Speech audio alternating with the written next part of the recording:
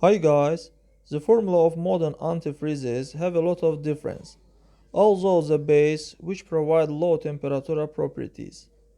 Antifreezes differ in package of anti-corrosion additives and are individual for almost every automaker. Most car owners don't attach importance to the variety of antifreeze and focus mainly to color, red to red, green to green, and so on. It's important to understand that the color of antifreezes is determined by the dew, that is, the ink that is added during production.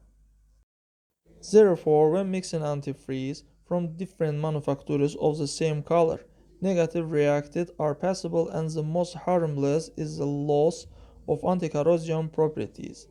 If about half a liter of antifreeze is not enough, then add plain distilled water. This compensates for the natural evaporate of the water from the system. If the loss of more than a liter, then you need to completely change the antifreeze to proven product.